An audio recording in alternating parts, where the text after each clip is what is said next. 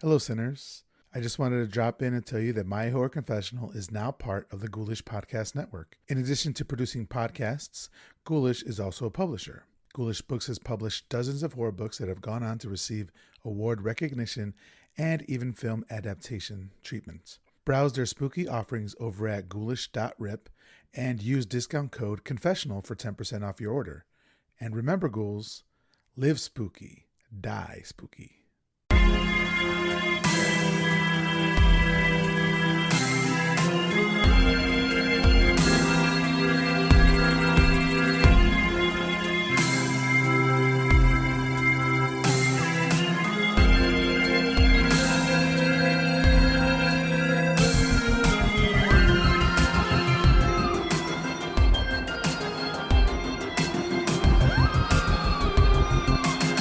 Hello, everyone. My name is Miguel Myers. Welcome to My Horror Confessional, where every week I'll have a guest come on and talk about one classic horror movie that they haven't seen and why.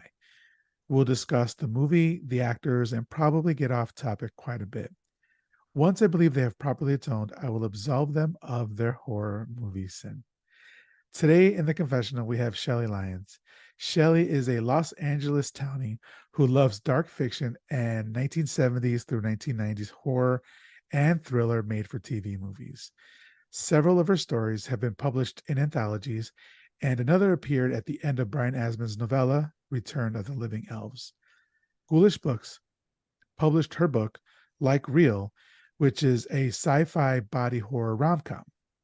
Aside from writing stories and screenplays, she assembles short videos using established horror footage, especially of older, I'm sorry, especially of old and lesser known made for TV fare, along with PR outings to little free libraries where she takes a book and leaves one of her own.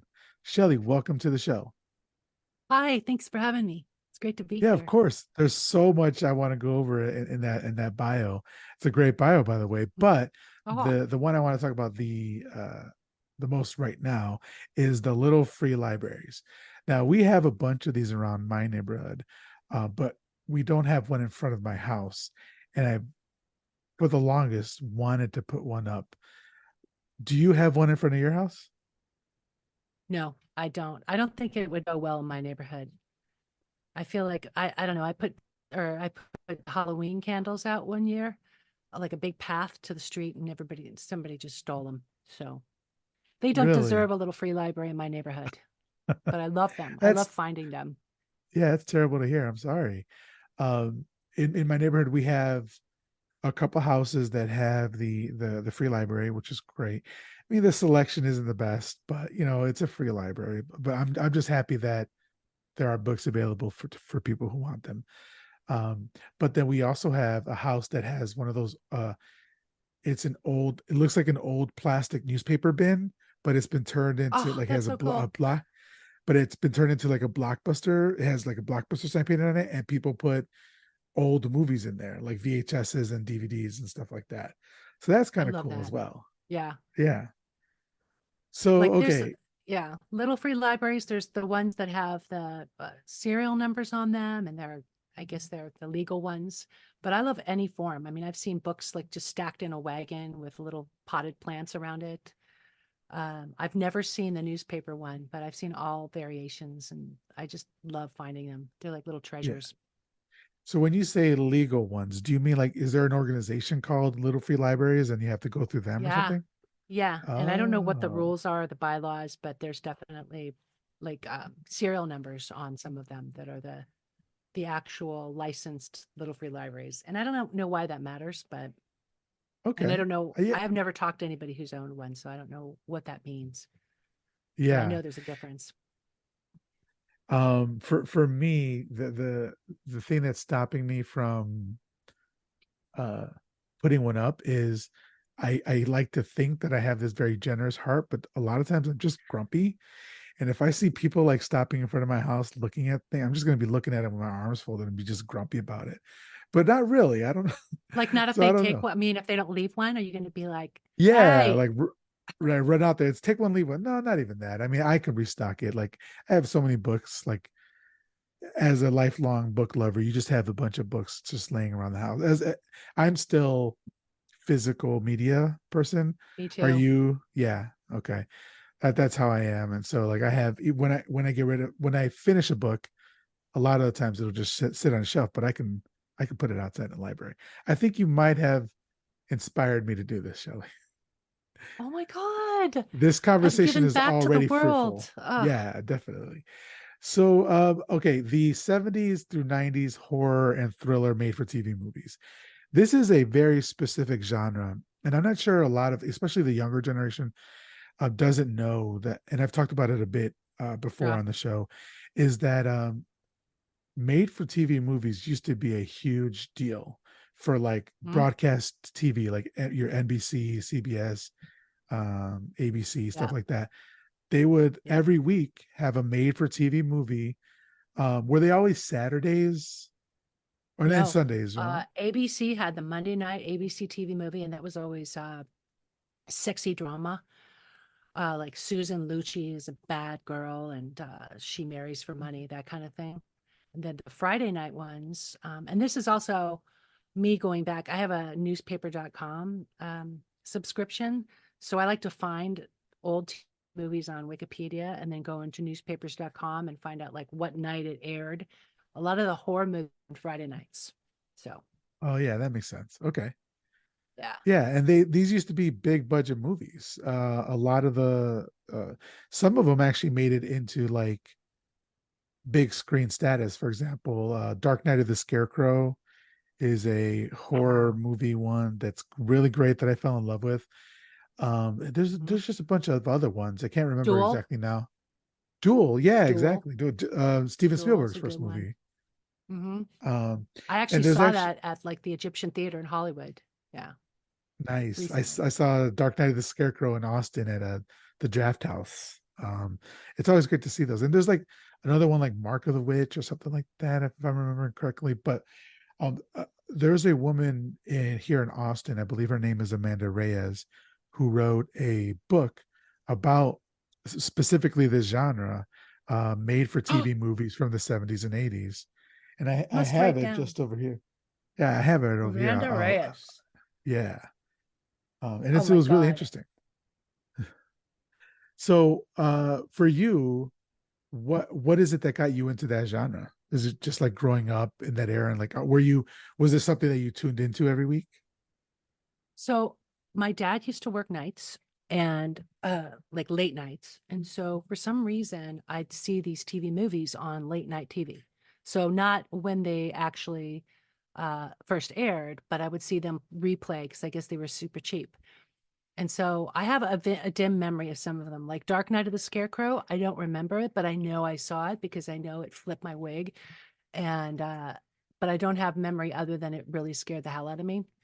Mm. Um, so I found some that way, and then years later, I was working as an entertainment journalist, and we did reviews and we did interviews with people who I mentioned Susan Lucci, which probably nobody knows who that is, but she's just a long-term soap opera lady. Soap opera And so, of actress. course, we Yeah. had to interview her, and she was doing this ABC movie of the week. And I just fell in love with the kitsch of it because they showed us B-roll as well. And so the B-roll would show us like backstage off-camera stuff. And I remember Susan Lucci, a very glamorous, was probably 45, playing way younger. She's supposed to have just gotten into a car accident. And I remember just laughing my ass off when she was like fluffing up. She was saying, well, I feel like I should be disheveled and my scarf should be, and she's fluffing up her scarf. And I just laughed because that's not something that we're going to show anybody, but they gave that as like a press packet. And then the Yeah. other one, the other guy that was on it was, he was just so long winded and he was just talking about his backstory. And he was going, well, my character, his dad was a plumber. And so he just gives us this like long ass backstory that nobody's ever going to air. So anyway, I just got kind of obsessed with it and the kitsch value of it. And then because I love horror, I just started like seeking out the horror movies and the thrillers too. Like there's a lot of thrillers on there, a lot of psycho killers, that kind of thing. And then a lot of supernatural stuff. And I say I like it through the 90s, but I also love a lot of horror Lifetime television movies that came out in the aughts, like Killer Under the Bed starring Christy Swanson about a killer doll. And they actually Okay. make the doll move. It's so freaky. So good. So And I've there's seen them. some that were like Lifetime. Lifetime didn't do a lot of horror, or maybe they did. I don't know. They But used to I do know like like four in October, and that was it. But now they just go straight to Christmas. So they're dead to me. exactly. Well, they Dead did to me. one. I don't know if it was Lifetime or if it was ABC or like one of the networks, but not without my daughter. Do you remember that one? It's not a. It wasn't a horror movie per se. Not without my daughter. I It thought that was like was Sally Field, who has an Middle Eastern husband who turns very religious and okay. keeps her hostage in the Middle East. Let me see if I That know. may I can, be that may be true. Yeah, you're right. You're right. I apologize. right? There, I'm wondering if there's something else that I'm missing. there was Because, a yeah. I'm getting them mixed up, but there was a Lifetime movie with a similar theme to that, mm, and that's what I saw. And oh, but I Lifetime remember, rips everything off. yeah, Yeah. exactly. But yeah, I could I could talk about made for TV movies, and I'm always glad to talk to somebody Ah! else who like loves them as much as I do. Um, but kind of you said a little bit, stepping back a little bit, you said that you've always loved horror. So I wanted to talk a bit about that love for horror. So is that something that you said your father worked at night, so is it something that he kind of instilled in you, this love for horror, or did you pick it up on your own, being kind of, it sounds like maybe you were a latchkey kid or something? Oh, yeah. Total latchkey kid. I think it was Stephen King was my gateway, you know. I don't remember what it was. I do have a memory of watching at my Nana's house when I was too young to be doing this, watching Salem's Lot, I think. Nice. But I don't remember it, you know what I mean? But I Another remember made for seeing TV it movie. and it scared me. There we go. Then at late night TV, it just late night, ghouls watch TV late at night. So as a kid, I saw The Exorcist on TV. I didn't see all the like salacious parts, but my brother and I watched The Exorcist at like 1 o'clock in the morning on a Friday night. We're two Catholic kids too, so Oh yeah. that was fun. Um, so that's where it started, and then I just started buying books at thrift stores, just stuff I shouldn't be reading. And I kind of understood it. Some of it, like John Saul books, which is very like gothic kind of. I I barely, I mean, I understood him, but I felt it a little bit grown up. Stephen King was a little bit more achievable. And then I got a little older and I kept with the Stephen King. So that was easier. But I just got really obsessed with horror books and then horror movies. Nice. And so you said you saw it with your brother. So was it something that your family, like your parents, thought was, yeah, they like um allowed you to watch these sort of things, or were they coming Oh, in a they had no Catholic idea. family? Oh, they had no They had no idea. Okay, idea. cool. They had no idea we were watching that. My mom was asleep by that time. We waited up for dad. Nice. He was a cop. Because yeah, around that time we had like USA Up All Night, Oh, right? yeah. And they showed those movies, and then Joe Bob Briggs had his show on, and Uh-huh. then we also just had like I grew up in Chicago, and so we had like shoot, what is his Svengoolie. name? Svengoolie, thank you, Jesus. So we had Svengoolie, and he Love would him. show black and white, but also he'd go up into like the '60s and stuff like that. Nothing too gory, but just cheesy sort of stuff, but it was always fun. Elvira. Elvira. Elvira, Mistress of That's what the we Dark. had. Yeah, Nice. we loved Oh yeah, because Elvira. you're in Los Angeles, right? Yeah, we also have the Z channel. So, you know, back in those days, they didn't have as many options. So I watched this weird ass movie called Carney like 60 times, not 60 times, like 5 or 6 times.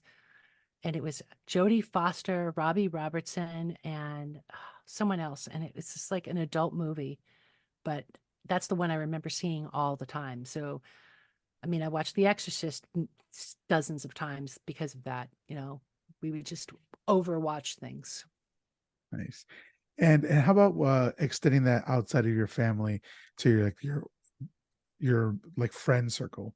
Was it did you have a friend circle that also kind of was into horror? Mm. No, no. Hmm. I was a singular freak. I did not find my people until college. No, I mean, same. I didn't find them till a lot later. I didn't go to yeah. college, but a little bit later. Yeah, it was always like a singular endeavor, but that just made me more of a horror freak, because I'm like, I'm going to do this regardless of if you like it or not. Well, it's also a lot of horrors about like alienation and also, being in remote places that you can't escape from. So that kind of fits in with the like singular horror reader, you know. Yeah, that's true. Were you a goth? So no, I was not. I was not a guy. I'm sort of Neither was getting I. into my goth phase a little bit now. Like I was painting my nails, and I'm like, oh, I'm all moody and depressed. So I guess I am right now. But so talking about what you read, the Stephen Kings and stuff like that. You eventually became a writer.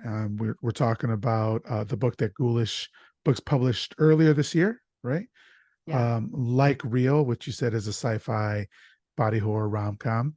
yeah. So did do you see a lot of like of what you read in what you're currently writing? I wish I saw a little bit more actual terror, but this book is more fun. And so that's like the funner side, the like kitschier side.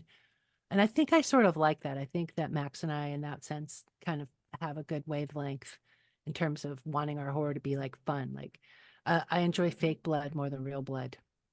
Um, Same. I enjoy a little, I don't like being winked at, like, hey guys, we're being kitschy. I don't like that. I like earnestness, but I always say I like earnest mediocrity. Um, I just don't want them to wink at me, but I like it to be fun. I like it to, it doesn't necessarily have to make me laugh, but it could just be so outlandish that it's fun. So, like Fright Night is a good example of stuff I like. I love Fright Night. It's a great So, movie. yeah, So let's talk a bit about Like Real. Can you tell me a bit more about it? sure. Um, I wrote about a guy. I don't know why, but I wrote about a guy who's kind of a douche. And all he wants is to creep on this one woman that he's seen online. And so he's finally gotten her to go on a date with him. But the problem is that he's also an idiot and he ignored some brown recluse spider bites. And so during the date, he's basically losing his hand to gangrene. And then it just his uh, vanity allows him to do some stupid shit like test out a new hand that hasn't been properly baited. And then it goes from there. It just gets out of control, body horror. And all the while Very he's cool. trying to date her, but she's one of those like listicle writers, and she just wants to know what happened during the date and what's wrong with his hand. So that's our conflict. Very cool. I like the sci-fi body horror rom-com part of it. That's pretty cool. Thanks. Yeah, it's like near future kind of. So was that your debut novel? Yeah, right. Okay, First one I congratulations. ever wrote, debut. I was a screenplay writer for a long time. Oh, nice. I just had John Skip on a Hmm, couple weeks ago. I'm not Skip. sure if you're familiar. Yeah, he's a great guy. He He's a was lot of my fun. teacher. Really? Yeah, Brian, the reason I know Brian Asman as well is we took a John Skip workshop together um, before the pandemic when he was still living in LA. He hadn't moved to Portland yet. And he had he says that I'm the one that made him do the workshop, but I don't recall doing that. I just expressed interest in some article he had written, not article, a post he had written on Facebook about how to turn your screenplay into a novel. And it Mhm. seemed so easy, and I love easy. So I went, "Oh, wow, that sounds just easy peasy. I'm gonna look into this." And I reached out to John, and then before I knew it, he was having a Sunday workshop. So it started with four of us, and then it gradually narrowed down for like personal reasons. A couple of people had to drop out, and so Brian and I were there till the bloody end. And gosh, man, working with Brian Asman is like, I mean, the guy was like heads above everybody at that point.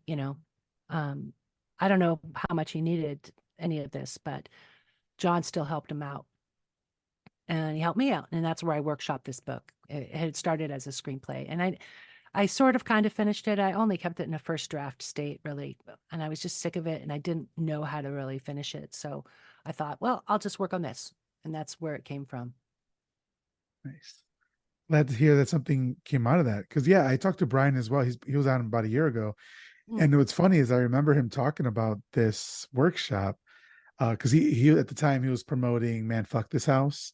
Oh, right. Yeah. And I think he was either done with the script or just I don't recall, but I do recall him saying talking about this workshop, and it's just so funny now that I didn't even realize it, but I've had multiple people on from that workshop. You know, you and then now John who put Yeah. it together. That's cool. Yeah, it's very I cool. think in the workshop, he, the thing he was working on in the workshop, I'm looking down because I think I have it right here. Jailbroke, his novel Jailbroke. So he hadn't started Man Fuck This House, Okay, but I remember him telling me that he came up with the idea like during somewhere in that period, he had come up with the idea. And I remember him telling me the title, and I went, oh, dude, this is going to be big. I yeah, said it. And it was his rocket to the moon. yeah. Great, great. Well, so like Real, this is your debut novel. Um, Mm. what do you are you currently working on something right now? I'm shopping a novella, so I'm going backwards. Not really. I mean, I just had a shorter story to tell. So I'm Yeah. working on a novella that's a little bit more straight up horror, uh, about a lightning demon. And I finished that, and I'm now trying to get a publisher for it. Oh, And then great. I have Okay. a book that I've written about reptoids that I'm just finishing. I'm just looking at it. It's weird. It's like you finish something and then you think it's done and it's great. And I'm such a jerk that I put it out there maybe. And then I like go back to look at it again and I went, oh man, this scene doesn't make sense right here. Why did I send this out to this, such and such publisher? Then I have to cross them off my list. It just wasn't ready. But anyway, I'm finishing that one Some too. Sometimes you just need to get it out. I've been working on this story, so I'm not a writer at all. I've never written anything, but I have talented friends, and so they're just seeing them do stuff is like convinced me that I can do stuff as well. Just being around talented people and creative people is Well, you just so probably great. can do stuff, you probably can. Yeah, probably, but maybe we'll see. Probably. But I'm going to bet that you can. So, thank you, but appreciate it. anyway, please continue. Yeah, I have this story that I've been trying to get out, and I couldn't get it in story form, so I started writing it in comic book form because I've written a comic before with a Ooh, friend. And yeah. so the process of getting it in comic book form helped Mm. me to get it in the actual story form. And so now I kind of have them both going at the same time. And that's just fun. Like I'm not going to do anything with the story. I'm not going to submit. That's just a story to get it out of my head. But the comic, I'm going to be like getting an artist and working on that. So that's fun, like it's I part of love that the because creative process. that's, yeah, sorry to interrupt you. I'm, No, of course. Go ahead. uh, but I'm just really excited that you're doing that because I think that comics are just, I've seen comic scripts. I've never written one, but I've seen them and it's visuals. I mean, there's dialogue too, but you chunk it up by visuals, right? Because you're giving Yeah. the artist their direction, and I just adore it. It just reminds me more of like a screenplay. Yeah, it's really much like a So, screenplay, except like you're and it's you're good to do that grabbing because if you screenshots. do, Oh, I just said that you just take screenshots of like other comics that you've read or a movie, like an image from a movie that's stuck in your head that you want, just to help the artist, so the artist doesn't have to just make up everything completely. So oh, see, I didn't know you did it that way. You actually show them images of like things that are akin yeah, to what you want. Oh, that's cool. yeah. If I've you'd only like, read I them when they can chunk them when out they're done. like with the Oh, description. gotcha. Yeah, if you'd like, I can forward you on the script for one that my friend Zach and I did that actually got printed up and all that. It's fun I because, love like I it. said, yeah, we just think of like I've thought of different scenes in horror movies and comics and cartoons that like we wanted, so it's just like an amalgamation of my life experiences into this movie. So I mean into this That's comic book. great. But okay, so enough about my comic book. We're here to talk about you. So where can people follow you? Where can they support your work? Where can they buy your books? All right. On Facebook, I'm Ms. Lyons, Mizlyons. I'm one of those jerks that didn't realize I should use the same name everywhere, so I have different names. And I'm on um, IG as Ms. Lyons here, Mizlyonshre. And I'm Doll Terror 13 on TikTok. Okay. And do you have like an all my links or something like that? I have a link tree on Link tree. Okay. in my IG. I have my link tree, and I'm also at shellylyons.com. But man, that website's expensive, and I've been neglecting it a little bit. But that's where That's you can find yeah, all my links too. that's why Shellylyons.com. I never did a website because they get expensive. But I will link all that in our show notes so that Okay. people can Yeah. go and they can always buy like real on ghoulish.rip.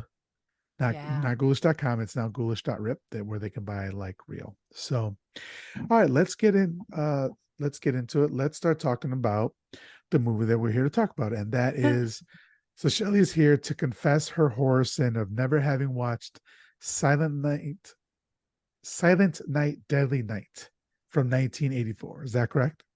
Correct. Okay, and how did this particular movie pass you by? Is it that you're not really into Christmas horror, or maybe it looked silly, or what was there, or maybe you never even heard of it? I have no idea why it passed me by, and I think when I've heard of it mentioned or I've seen it in print somewhere or online, I just went right to, oh yeah, Black Christmas. Like it just confused me. Like I thought it was Black Christmas and I've seen that a million times. So I don't know why. I don't know why I mistook it for that. Um, Slasher horror is not my favorite horror, but I certainly love a good slasher movie. So I really just I'm so full of Catholic guilt right now for not having seen this, and I hope that if I you can absolve me at some point because Listen, it was I am pretty a fun movie. Oh my gosh. yeah. I mean, no longer Catholic, but what I my guilt made me start a podcast where people come and confess their sins. So I understand. So okay, so Silent Night, Deadly Night, directed by Charles E. Sellier Jr. And the writers uh, are I had this up here. One second. Are Michael Hickey and Paul Kami. Now, the concept for the film was pitched to one of the executive producers by Paul Kami. He wrote a short story that was called "He Sees You When You're Sleeping" while Ah, he was a Harvard University student, and it was just about a killer Santa Claus. And mhm. they took that concept and then he gave it to Michael Hickey, who ran with it and made the story. But they wanted to give him something, so they gave him a story by credit to Paul Kami. So that was really, I thought, interesting reading that part. I wonder if because he's a Harvard fancy pants, smarty pants, if that's why we have this like almost A plus B plus C equals D psychological underpinning in this film of like what it takes to make a psycho. Step one, Yeah, I watching mean, your parents die. Step it was two, I really like that boobs. part.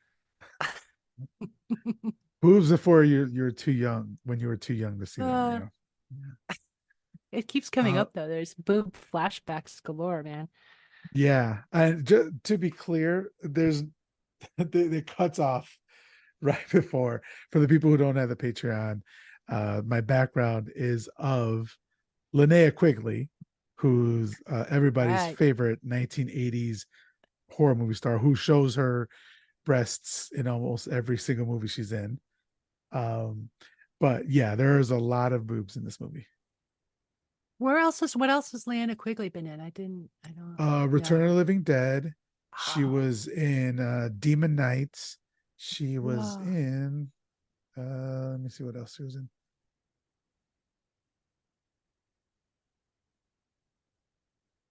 Graduation Day. Hmm. Let me see All here. right. She's still Yeah, just cute.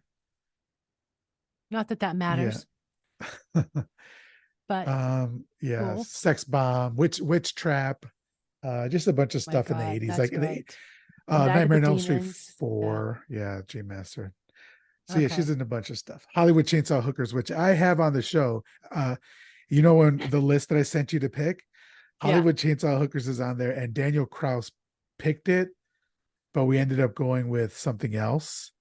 Ah, So I was this close. I've still never seen Hollywood Chainsaw Hookers. So if people are listening I've to not. it Yeah. and want to watch that movie, hit me up and maybe we can do it for the show. Oh, But that's Linnea cool. Quigley's in that as well. I love that a lot of these ladies would like do horror movies and TNA movies. I don't see them as being the same at all, but I guess it's about the distribution. Yeah. And then so it's also starring Robert Brian Wilson as Billy Chapman at the age of 18, Danny Wagner as 8-year-old Billy, Jonathan Best as 5-year-old Willie. We have I'm sorry, Billy, not Willie. Alex Burton as Ricky Chapman at the age of 14, Lillian Chauvin as Mother Superior, who you mentioned a Oh, little bit earlier. I loved her performance, by Yeah, the way. yeah, the true villain of the movie there. Yeah, right. Gilmer McCormick as Sister Margaret, Tony Nero as Pamela, and the one I wanted to mention the most here were two last people. Charles Deerkop as the Killer Santa from the movie, from the beginning of the movie, I should say. I And recognize him then from like tons of 70s stuff. Yeah. really, yeah, those character actors, you'll just see them Yep. pop up in movies. It's just great. Yeah. And the last one I wanted to mention was Don Shanks. He was the Santa climbing into the window later in the movie. And for anybody, 99% of the population, that name absolutely means nothing. But for me, a Michael Myers Halloween stan, he was Michael Myers. He was the shape in Halloween 5, The Revenge of Michael Myers. Oh, okay. So that's God, why you'd that's think why I he'd give him remember a him. line in this movie. Give him something, right? He just got that Uh like that weird look on his face. That's all he got. I was waiting for something there. yeah. So okay. So let's jump into the movie. So All right. the movie starts with some like an angelic children's choir, and then that Hmm. bloody animated splash of like deadly night, which I love. I love because you could tell that the movie isn't taking itself very seriously. It establishes the tone right off the bat. Perfect. Yeah. So it's Christmas Eve, 1971, and we meet the Chapman family. That's the father, the mother, and two sons. Billy is age 5, and the infant Ricky. And they're all traveling in their station wagon along a desolate Utah roads with the radio for company. And I thought just beautiful snow-capped mountains in the Oh background, yeah. just a wonderful setting. Um, and so we see Billy, he's reading The Nightmare Before Christmas. Um, and the baby Wait, is just, I'm sorry, good. was it the night before Christmas or the nightmare before What did I Christmas? say? Nightmare. Sorry, I You said always do that. nightmare before Christmas. Yeah, It's yeah. The night night before. before Okay. Christmas. Yes, he's reading the night before Christmas, and that comes Freudian back later slip. on in the movie. Yeah, and then we just see that the baby is just sitting in the mom's lap, no seatbelt or anything. It was a I wild west in know. 1984, and She could hold him if they crashed. and then Billy is worried about getting home by his bedtime because he doesn't want Santa to think that he's naughty, right? And that's a very um, comes out throughout the whole Naughty. movie. Yes, and He we, was we already don't fucked, right? He was already fucked because he's just a neurotic child that. I to mean, start it's a with. Catholic guilt. Everything we Yeah. do, we think that we should be punished for. It's crazy. So they finally arrive at their destination, the Utah Mental Facility. Very generic sounding name, Uh, which it's a state mental hospital where they're visiting their grandfather, and their grandpa is extremely showing signs of dementia or maybe like Alzheimer's. catatonia. Yeah. And while he's not dangerous, he can't really take care of himself. And he doesn't even really seem to realize that he has visitors. So when the mom says this, and then Billy's like, "Then what do we come here for?" Which is just true to Amen. form for like for a child, you know. Yeah. And the mother and the father, they go off with little Ricky to discuss something with the doctors, and they leave Billy momentarily alone with Grandpa. And they say, don't worry, Yeah. grandpa's not going to hurt you. And as soon as they do, grandpa turns his head and smiles and just starts talking to Billy. And I thought, oh, you're faking it. To me, it was like he was faking it. Is that what you got, or is it just he came to his senses in this moment? I don't know. That's the weirdness. That's because that comes right out of a child's nightmare, right? So I don't know if that's real or not. That could have just been Billy because isn't that like a child? It's like child nightmare logic, you know? He looks, first of all, he looks like a giant puppet with those etched faces. He looks like he's made out of wood. He's a freaky looking dude. Great character face, a lot of She character can't on the help face. you. Yeah, Nobody can. You're scared, ain't you? You should be. Oh my God. yeah. Well, that's an interesting point. I didn't think about that, but maybe it didn't actually happen. And this 5 year old or however old it was at the 4 years old just thought it was happening because he was so scared to be alone with his grandfather in this I scary know. place. That's a great point. I hadn't even thought about that. Well, you know how phantasm is like, it's just child nightmare logic, right? I Yeah. feel like this little scene here is child nightmare logic. Okay. I like that. So grandpa maybe or maybe doesn't say that Christmas Eve is the scariest damn night of the year. That he tells them like the truth about Santa Claus, that Santa will only leave presents for boys and girls who have been good all year. And those who haven't, Santa punishes them instead. And I just thought the look in his eyes, like grandpa Oh has my been through God. some shit. He's got that 1,000 yard stare, It's like, wow.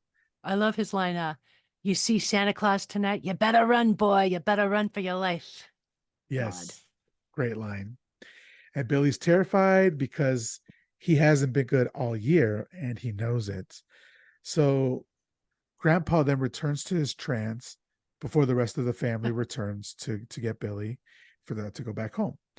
And to me, this felt like, if you're familiar with The Simpsons, this felt like something that Grandpa Simpson would do, just like this really freaky thing, and then go back to normal when nobody's paying it, when everybody comes back, and like Bart's like, "What the hell just happened?" That's So I perfect. loved I it. love it. Yeah. So they're on their way home, and Billy, having taken Grandpa's words to heart, asks his mother if Santa Claus ever punished her when she was little. And the mom is kind of really visibly upset by this question and taken aback when Billy tells her that Grandpa told him the story. And she says that Grandpa's a silly old fool, which Billy doesn't like even more because he's been taught that it's naughty to say bad things about old people and Santa Claus might punish his mother for it. So we all know these like little kids who, like, some kids you could say something to them, it's in one ear and out the other, no problem. Then you have other kids who are so perceptive that you say one thing to them and they pick up on it and they will not let it go no matter what. I have a nephew, sorry, a neighbor next door who their kid is 4 years old now, and ever since he was, they've lived there his whole life. And I, for Halloween, I kind of went crazy one year and put up a bunch of stuff out there, and like Michael Myers and stuff like that. And he's taken it to heart now, and so he'll ask me, hey, where's Michael Myers? Like he thinks I mean, I guess he does live in my house, but like in my storage, So he's always Oh asking me my about Michael God. Myers, or like when I wear horror stuff, like a horror shirt or like shorts, he's like, "Who is that? Why is that cross upside down?" I'm like, "Oh God, you can't wear anything around him God. because he takes everything to heart." He's asking his mom and his dad, like, luckily, like the dad is also a horror fan, but like he's asking Okay. him, when can I watch Michael Myers? When can I? And like, he's like, "Chill, dude. You're like 4 years old now." But to be fair, I saw the for Halloween when I was 3 years old. That obviously way too young, but so you always gotta be careful with these kids. You could, I'm sure you've like somehow made an impression on his life. So congratulations to you. Yeah, I tried. I didn't have it for the past 2 years. I haven't put anything out for Halloween. I'm like, listen, I don't want to be the reason why this kid's in therapy later on, so I didn't put anything up.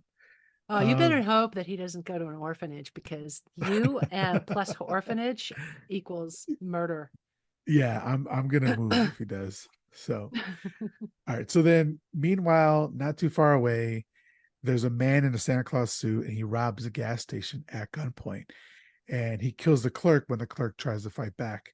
And I'm thinking, yes, I'm not blaming the clerk, I'm not blaming the victim, but also it was like $31. Just let him have the $31 and maybe he would have Yeah, shot wow. him anyway.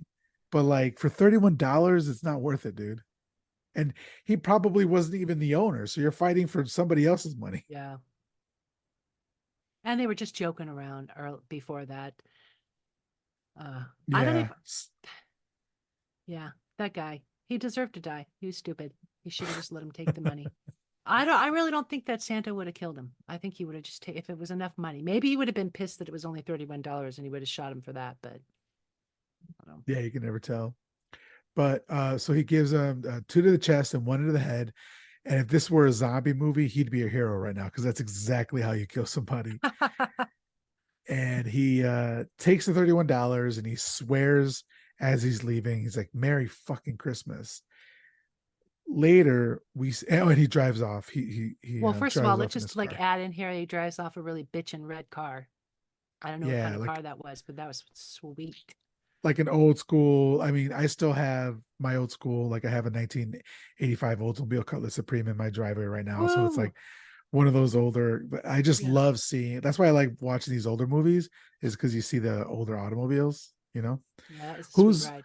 who's inspired by like a 2001 Nissan Altima? Like nobody, right? I don't So know. I'm maybe sure there's somebody is. Who people. knows? Yeah. So later we see the car broken down on the side of the road, and the wife says, "Do you see what I see?" And I I thought that love that that. was like a slick mention of the holiday song. Do you see what It I see? was. It Yeah, totally was, right? It had to be. yeah. I'm glad you caught it as well. Yeah. I Uh, loved it. so the Chapman family has the misfortune to come across that Santa Claus killer.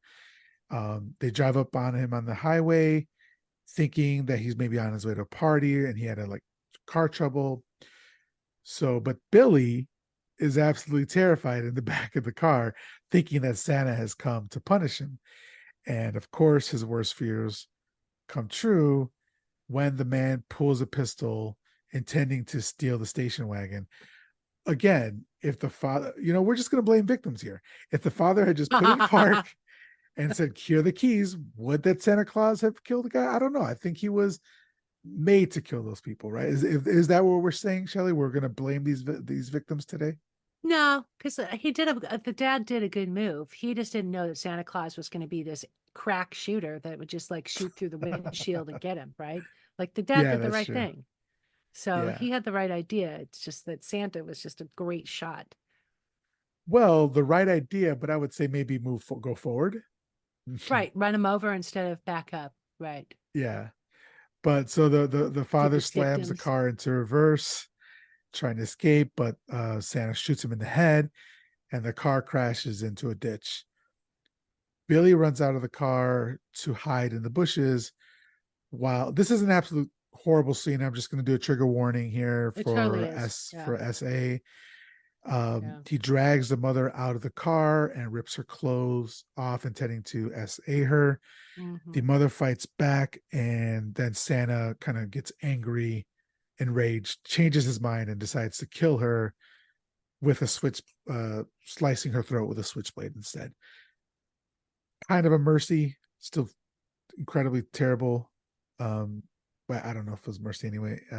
That scene was pretty hardcore. And if he had like gone through with the essaying, that would have just been like, just, it was almost too much in a way. It was like, I was really shocked by it. Uh, Yeah, yeah, yeah, I that was agree. pretty hardcore. I mean, compared to everything else, right? I mean, that was just really hardcore. Well, we'll get to the other kills. They were all pretty bad, but that was like Yeah, just have the kid watch his mom possibly being essayed by Santa and then her neck sliced, which is like, in a way, just much more intimate than being murdered with a gun. right. So, Yeah. yeah. So then with the baby, with the infant Ricky crying in the background, the Santa stands up by the side of the road looking for Billy, saying, "Where are you, you little bastard?" And then the music really ramps Uh, up here, and we see the parents, they're dead, and the infants crying, and it's all kind of like just happening right now. I thought this is kind of a terrible scene, but Yeah. shot really well. Like it's a Yeah, great horror scene. for sure. I loved it. I Um, loved the freeze frame on his face at the end. yeah, And yeah. the kid crying, like the sound design on that was really great too, because that just added an extra level of terror to it. It would. I'm glad you said the sound design because I have it noted later on that there's some parts of the sound design is just great, and also the score is great as well. I forget Mm. the composer, but he did a lot of the composing of the movie. They gave him a copy of the movie on Betamax, Oh, and then really? he kind of just improvised a lot of the score just watching it on Betamax, which I thought was great. It's pretty effective score. Yeah, I agree. Some of the songs that they wrote for this movie were kind of like spot on and like low key bangers, but also kind of comical. So then we do a time jump. There's like two time jumps in this movie. This is the first one. So it was 71. Now it's Christmas 74. We see that both of the boys have survived, but we're never told if the killer was ever caught. Yeah, Um, right. and I've seen part two, but I know that there's like parts of them, five parts of this. But I think from what I remember, only like part three was a continuing story, and I think part four and five are just Christmas anthologies. So Oh, okay. I think we just never know what happened with this killer Santa. Oh, Uh, they never resolved that in any of the subsequent movies. Okay, I've Not never in seen part any. two. So if they did part three, maybe, but I haven't seen that one. So part two, I'll just get out of the way right now. I talk about it a little bit later, but part two is ridiculous because 40 minutes of the movie is literally recapping part one. They take scenes of it and just recap it. They just condense the movie into like 40 minutes. And Lem- that's the 40 minutes of the movie. I don't know But let me why they ask you did it. something, because a lot of theaters banned the movie, the first one. So maybe they thought they needed to catch everybody up and get their day in the sun. Oh, that's a Because there was like great moms thought. that were like picketing. I looked at newspapers.com to see like the I knew there was something about it, but uh there was like a women's group that went after it, and it was called Citizens Against Movie Madness, and they picketed the movie in Milwaukee, and then all these theaters started shutting it down for fear that they would just lose money on it because these women would come out in droves with their signs. And I think it was all about the mom, like that first scene. I mean, Maybe that's why. yeah, I'm just thinking maybe that's why they did it. that's a great idea because the part two would have come out, in the 80s, and it's not like they had streaming or something readily available to watch a movie. So that's actually a Yeah. great point.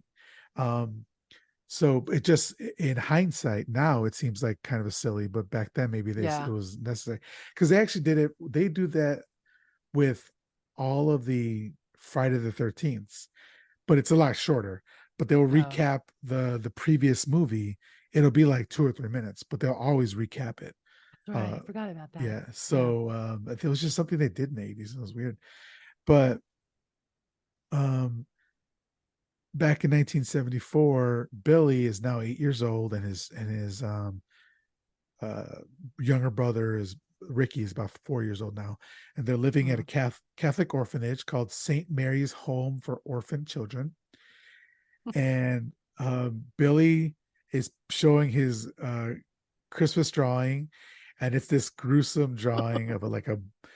Do you remember what it was of? Yeah, isn't it like his Santa Claus being well, what's did Santa Claus die or does Santa Claus have an axe? Yeah, no, it's a bloodied Santa Claus that's been Right, stabbed to death multiple right. times. There's Okay. a reindeer with its head cut off by like a butcher knife, and then just a very festive Christmas tree. No, nothing scary about that Christmas tree. But this gets him in trouble, and he's sent to his room by Mother Superior. Let me interject here real quick. I feel like if she had just let him draw his psychotic pictures, maybe he'd work out his trauma. So number one, this is the number one first part of fucking him up. So 100%. Yeah. yeah, But so he was already fucked up by the events, the trauma that happened, but he was never allowed to, based off of the scenes we see in Mother Superior, yeah. like never allowed to fully like heal from it because he was expected to just act as if he didn't just go through a terrible thing and lose his parents at the age of 4. And it's just, you She says feel he so doesn't bad for remember his it. child. But he totally, I mean, even if he doesn't remember it, like, well, the other, I call the other woman the, like, I always think of like the character in Carrie of the nice teacher, the nice nun is like, but he's got the trauma. He's got to work it Yeah. out. Yeah. So, Sister Margaret. Yeah. yeah, She was the one looking out for him. But kind of, um, except when the old lady, old Mother Superior is like, yeah, we're just going to tie him to the bed.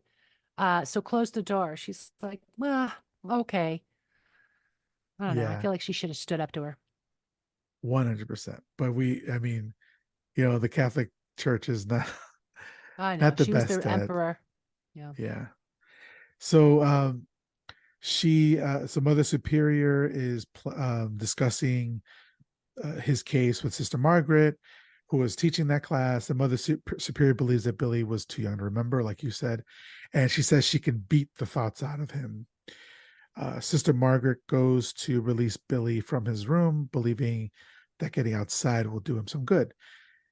So Billy is walking down the Uh, hallway, but he's distracted when he hears noises coming from a closed room. I'm gonna say though, these were pretty loud noises, if you ask me, because he had to walk around the corner and then down the hallway to the right to get to the right room. It's like, guys, I know you're yeah. all horned up teenagers, but Yeah. like keep it down a little bit, They wanted to get caught right? That was like or some they would have been fetish. quiet. Yeah. Can I say one But other thing about this time period is yes, I just want to call foul on Billy's mullet. I don't know why. That bugged me. It wasn't a thing back then, except if you're like a French rock and roller. Okay, you can move on. I just wanted to call foul on the mullet. to be fair, the majority of this movie was shot in Utah, and those Mormons I don't know, they got some crazy hairstyles. Billy Ray Cyrus was rocking a mullet. Oh, no, True, but probably not till the later. 80s, Like, I don't know. Yeah, They shot it in the 80s. I just thought, I don't know. I don't think they yeah. had mullets. Anyway, that's neither here nor there. Let's continue, Again, please. Shelley is blaming the victims. This time Oh my she's God, I blaming it am. for his Oh haircut. no. Oh no, I am. Oh no. Okay. Yeah. Oh, So Billy is peeping through the keyhole and he sees two of the orphanage's older residents. There's teenagers, they're naked and they're having sex, or at least messing around. mm, And he has this causes him to flash back to the murders, remembering his mother being essayed by Santa hmm Claus. Then Mother Superior catches him there and throws him aside before entering the room to punish the teenagers with a belt. What's funny to me is it was that dude's belt. You got whipped with your own belt, dude. And I just thought that was hilarious. uh, But this is so tragic. This is like, I don't know, what would you think seeing this scene? Like I just felt so bad for Billy. he's an innocent, but she doesn't want him to be sullied by the dirty sex going on. Because what would she say to them? I forgot what she said, but she's something like shame or you animals or something just very traumatizing to them. My favorite though is when she says to Billy, when we do something naughty, we are always caught, and then we are punishment. Punishment is absolute. Punishment is necessary. Punishment is good. I love that. Ugh, she's horrible. Yeah, I went to Catholic school for 8 years, first through eighth grade. I did communion and confirmation, and I went to church every week. It's just Mhm. that was my life, and I got out as soon as I possibly could. But that what you just said just rings true of like my whole childhood, right? Were the nuns mean to you? We by the time we got there, we only had a couple nuns.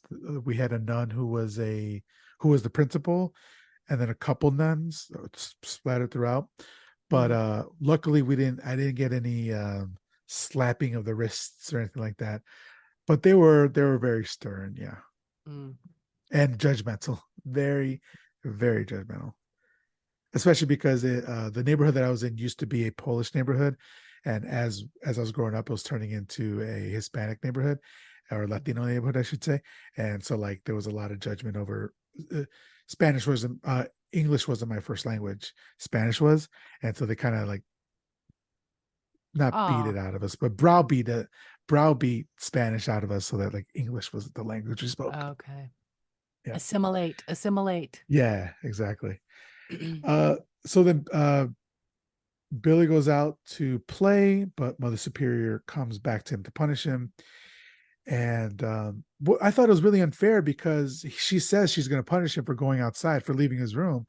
But literally, Sister Margaret told him to go outside. She tried to explain that, but the woman wasn't listening. Mother Superior did not want to hear that. Yeah. I heard her trying to explain that she invited Billy out. I don't know, the way those two ladies looked at each other, it just seems like a dom sub situation there. I could see that. Yeah. I can see. I'm into nunsploitation. I love nunsploitation movies. Um, but the one thing that kind of made me laugh because little kids are so cruel is like the little brother was like, Billy, what's wrong? And his friend goes, your brother's a nutcase. That's what's wrong. It's like, God damn, dude. He's already going through some shit. You didn't need to add pile on. But yeah, so this is where Mother Superior explains to Billy that the teenagers were being naughty and they were punished. That goes into the dialogue that you just said right now, and Punishment is then good. yeah, and then sends him to bed. Later, Billy has a nightmare about the murders and kind of runs into the hallway screaming. Mother Superior catches him and punishes him again by tying him to the bed, like you were saying earlier. And I just here is just like Mother Superior is the real villain in this movie. Yeah. Uh yeah. And it's too bad. Well, we won't get to the end yet, but it would have been nice to see the I brother take her down. yeah. So um on Christmas morning, Mother Superior sees some orphans being happy and acting like little kids and says, I see nothing but greed when I should see gratitude. It's like, damn, I wrote chill. that down too. They That like was so great.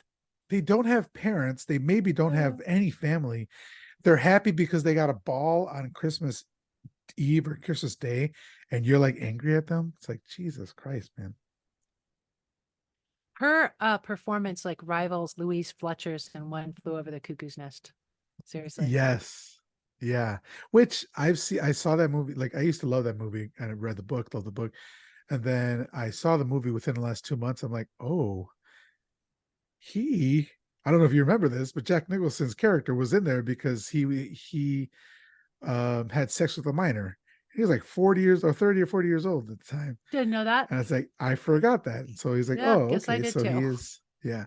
So it's extremely problematic, that movie. But I remember loving that movie, and now it's obviously has changed. But regardless.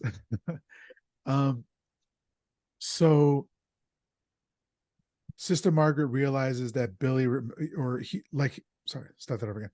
Sister Margaret has always said that Billy remembers what he saw and he's kind of mentally unstable and he gets worse every Christmas. But she notices that he improves after Christmas. Hmm. So the every year the orphanage has a man in a Santa Claus suit come by, and Mother Superior says that Billy will sit on his lap and behave.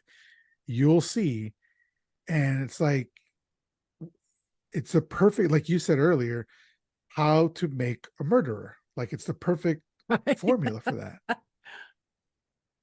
You know, she We're is going to deny that you have issues, and then we're going to tempt you to right. not freak out when we trigger Uh, you. yeah, she is as much responsible for everything that happens as like the original, like the Santa Claus that killed his parents. Like, And but Grandpa. and, and Grandpa, yeah, that's right. Yeah, Grandpa got away scot free. I Oh, guess he no, he did have didn't. Grandpa's sitting there in dementia. that chair still. Yeah. So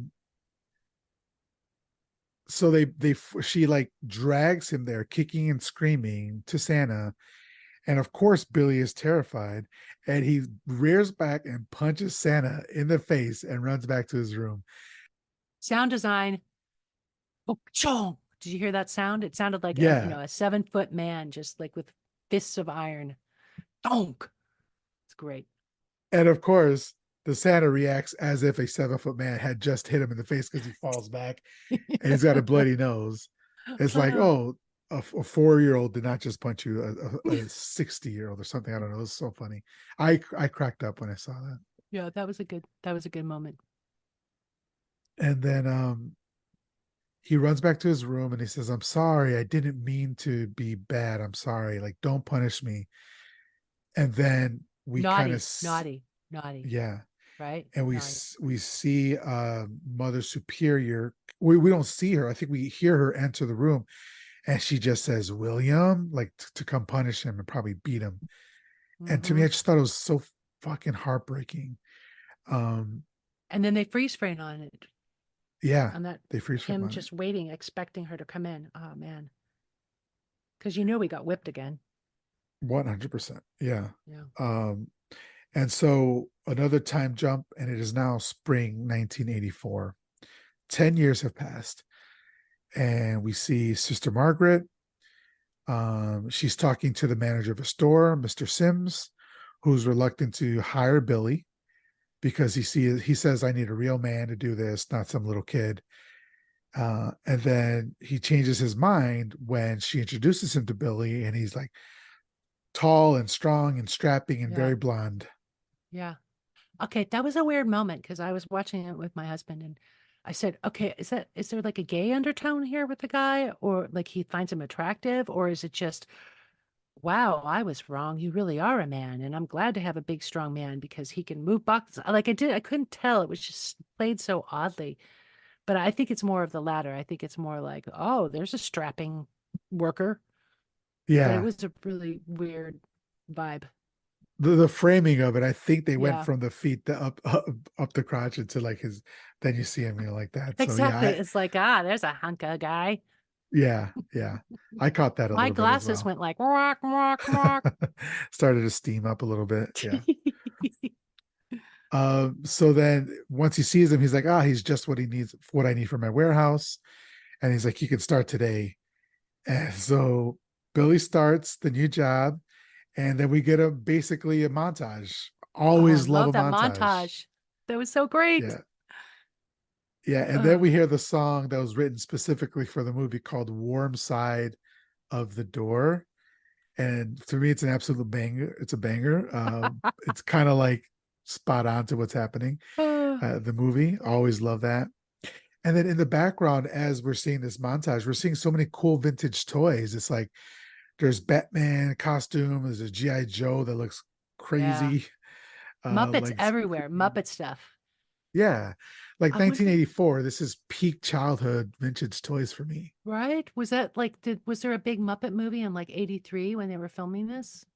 Probably, yeah, Yeah, yeah. because there was Muppets everywhere. And Yeah. some of the, have you ever seen like those posts, like those Instagram posts of or whatever about like Halloween costumes, like homemade Halloween costumes from like the 40s or 50s, whatever, and they're absolutely terrifying. Yes, Like I've more seen those. terrifying than anything you could buy in Yeah. a store. Like Like that's I'm what I a was getting hobo, from, but I look like a zombie. yeah, Yeah. that's what I was getting from some of the Christmas decorations around this store. It's like you are fucking terrifying. Oh, and they lingered on those animatronics Yes, the a lot. animatronics Yeah. specifically is what I was thinking of. Yeah, Yeah. exactly. Yeah. They wanted to And trigger us, the viewers. Yeah. and in one of in the montage, at one point, one of his co-workers, offers him some coffee, and he's like, this young strapping guy. He's like, no, and then shows us the milk. I was like, okay, I get it, I I know. get it. He's a It's so young Mormon strapping too, in a way, boy. that way, right? In a Yeah, way. Like yeah, I yeah, oh, don't yeah, have exactly. Yeah, stimulants. yeah. So besides him working there, there's also Sims. There's Mrs. Randall, who's assistant manager. There's I love Andy, her. another warehouse clerk, and there's Pamela, a girl who works in the store as Ew, well. Pamela. Yes. So everything's going good, but eventually, of course, the Christmas season comes along, and Trigger number few 4. places, yeah, few places are more into Christmas than toy stores are, and so it looked like Christmas threw up in there, and it's even like those old school drawings on the glass windows that you used to see all the time. You just don't see anymore very Yeah. much of. So those are great. Did you ever do the window frosting like in a spray can thing? No, we never did that, but I no. But I was thinking because I'm so cynical, I was like, that's pretty smart way to be able to like film it inside a studio and not do it on location anywhere because you don't have any views outside the window now. That's a great I was point. being Yeah. cynical about it. Uh, Yeah. I love cynicism. It's great.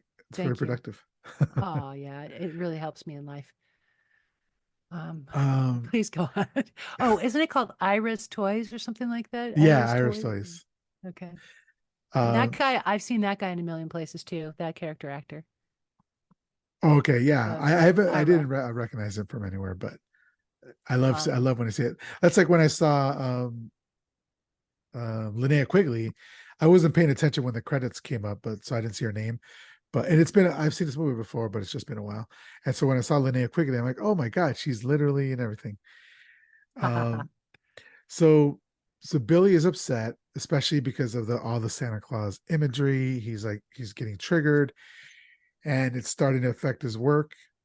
Andy, his coworker, is like a shameless suck up to their boss Sims, but he's verbally abusive to Billy, and he's just like, hey, basically, what's your problem? You were okay a couple months ago, but now you're snapping at me and you're distracted. And Billy's like, just leave me alone. he Um, warned him. he did warn him. Hmm. He's again, I'm with you in this victim blaming here. You got warned and you didn't back off, Oh so my this is God, your I'm victim fault. blaming again. I'm so sorry. I can't believe it. I don't. I love the energy. I love the energy. So then he sees Santa and he has a flashback. And to Hmm. me, this seems like a small town. You would think everyone would know what happened and probably wouldn't do things that would trigger him. But Right. maybe it's been 10 years and some people have moved on. I don't know. I don't It's like know. they forget because the toy store owner, Ira, somebody has to remind him of his past, and he goes, "Oh, like he remembers that's the kid, right?" So it's like Yeah, he'd that was a forgotten funny about it. scene. Yeah. Yeah, I like that. So then all of a sudden we see this scene. Billy's in bed making it sweet with Pamela Mm, when she, she suddenly screams, and Billy looks behind him, and Santa stabs her and slices her down her abdomen. He yells, and then he wakes up, and right. he just starts saying, I want to be good, don't punish me, and it's so sad. So he from this nightmare scene, I thought that he was with Pamela, I but did we come too. to I find, went, yeah, how did that happen already?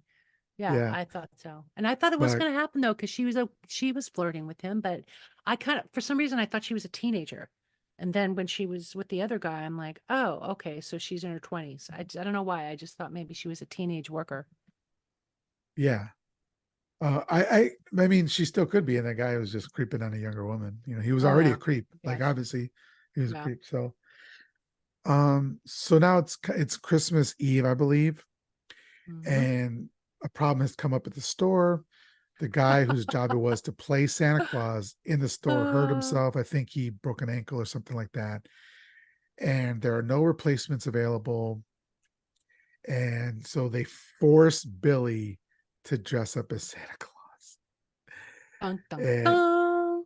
yeah, and he basically Sims tells him, "Hey, try not to scare the little bastards."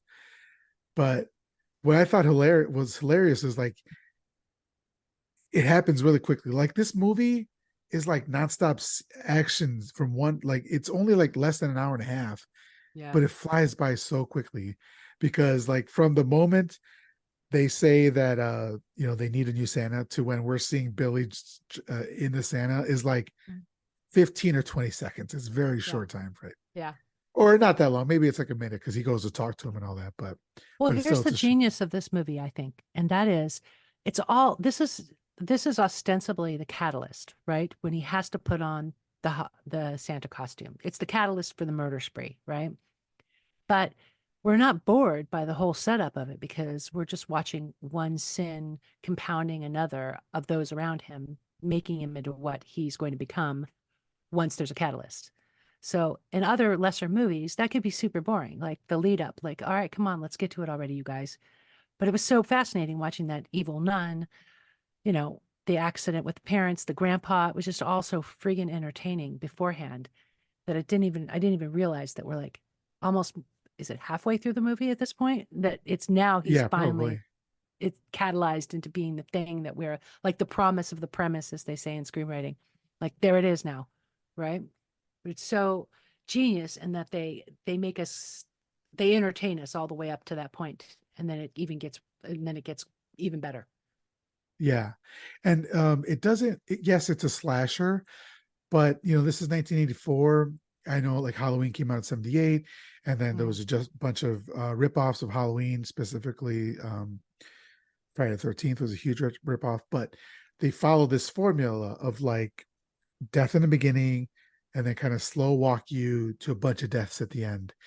Whereas this, you're kind of like death in the beginning, multiple deaths throughout the movie, Mm. which is kind of great. I kind of enjoyed that part.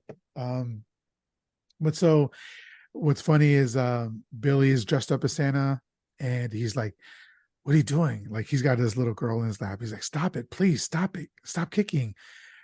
I don't bring toys to naughty children. Ah, As this is so creepy without no. meaning to be creepy, or I guess maybe they were trying to be creepy, but like just to hear Santa telling a little girl like stop it, it's like Stop moving, stop off-putting. moving, Yeah. stop bouncing around. Oh, yeah, that But was in good. Billy's eyes, like he's still a child, Hmm. and he's thinking, please, like if you are bad, what happened to me is going to happen to you. And he's like, doesn't want them. So at this point, Mm. it's innocent for him at this point, but it's still very creepy. But the parents love it because they're like so scared of him that they're like be quote unquote behaving, terrorizing your children to get them to behave. I got to say, So Billy is really cute. That actor, he just has those big brown eyes. He's so innocent looking. yeah, I think they chose pretty Yeah, well for this yeah. for the actor. Yeah.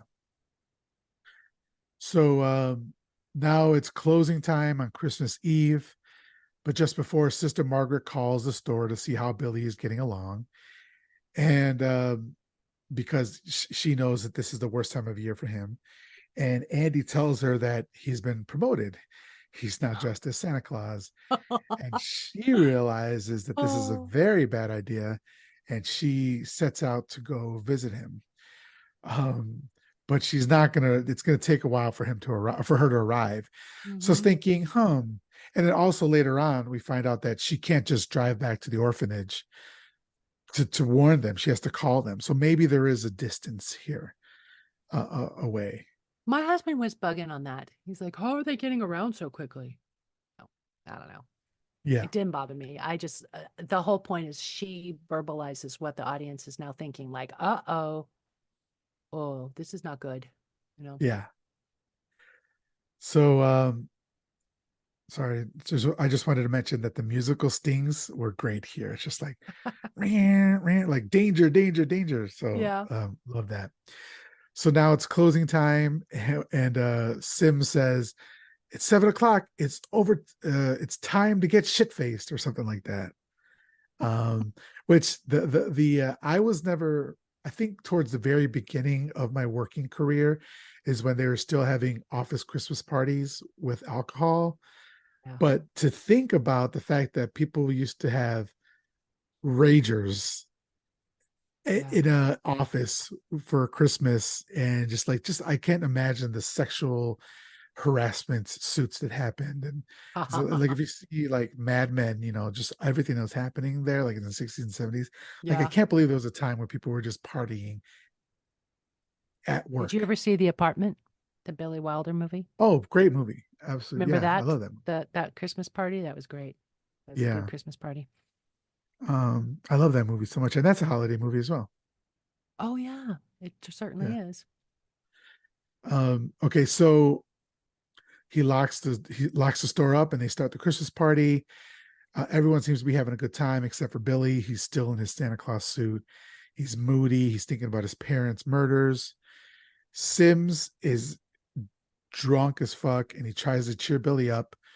And Andy takes Pamela into the back. That's when I was like, oh wait, so I guess they're not together. Um, Right. Yeah, I was Billy, confused briefly by that. Yeah. mhm.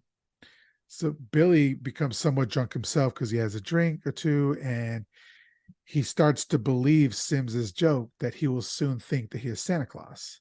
And Billy right now has dead eyes.